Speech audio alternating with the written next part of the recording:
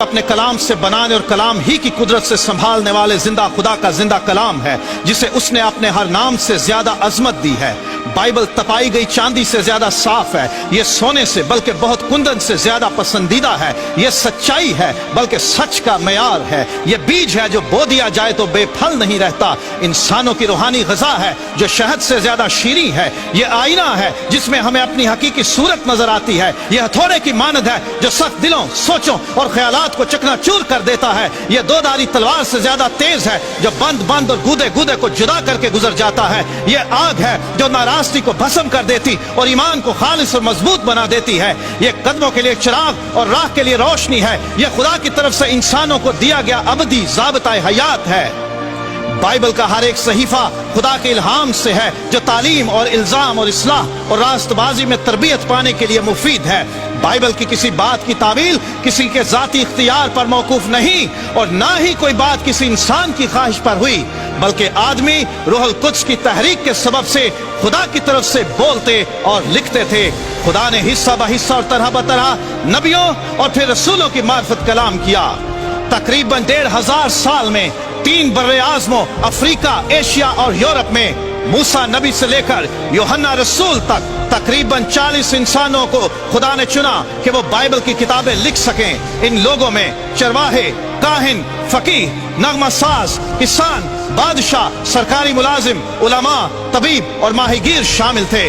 उनके जमाने अलग, हालात अलग और मकामात भी अलग अलग थे, तो भी बाइबल की तमाम किताबों में एक ही मरकजी मजमून का पाया जाना और इसमें किसी भी तरह के अंदरूनी तजाद या इख्तलाफ का ना पाया जाना यह जाहिर करता है कि बाइबल खुदाए वाहिद का शाहकार है। बाइबल की हजारों नबूवतें तारीख में लफ्ज ब लफ्ज पूरी हो चुकी हैं और अब भी यह सिलसिला जारी है, जो इस बात का सबूत है कि यह कलाम ऐसी हस्ती का है जो इंसानों समेत तमाम कायनात के माजी, हाल और मुस्तकबिल से ना सिर्फ वाकिफ है बल्कि उस पर इख्तियार रखती है।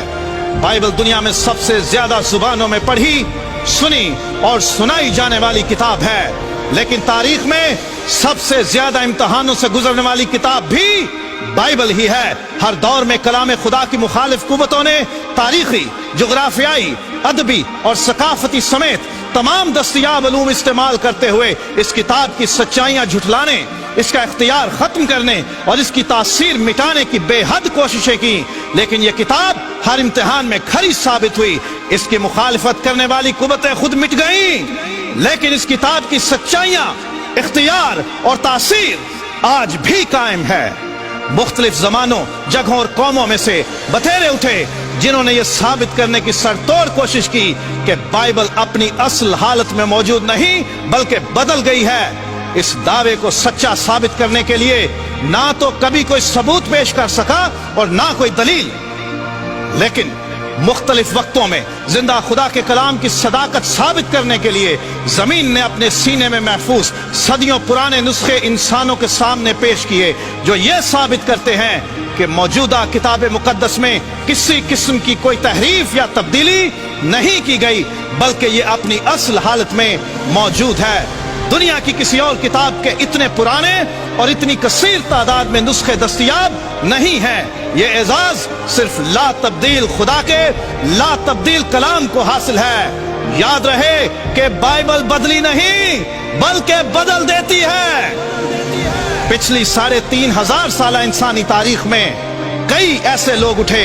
जिन्होंने अपने इख्तियार, ताकत और वसाइल का इस्तेमाल करते हुए कलाम खुदा को सफ़ाए हस्ती से मिटा देने की कोशिश की और इस कलाम पर ईमान रखने वालों और इसकी मुनादी करने वालों को घायल किया, मारा, जिंदा जलाया, खूंखार दरिंदों के सामने डाला, जलते हुए तेल में डाला, जानवरों की खालों में सिया, सूलियों पर चढ़ाया और यह भी दावा कर दिया कि हमने बाइबल का वजूद इस दुनिया से खत्म कर दिया है। लेकिन याद रहे कि बाइबल को मिटाने के दावे करने वाले खुद मिट गए, लेकिन बाइबल अपनी पूरी शान, सदाकत, इख्तियार और तासीर के साथ आज भी कायम है। हर बशर घास की मानंद है और उसकी सारी शान और शौकत घास के फूल की मानंद। घास तो सूख जाती है और फूल गिर जाता है, लेकिन खुदावंद का कलाम अब तक कायम रहेगा, अब तक कायम रहेगा।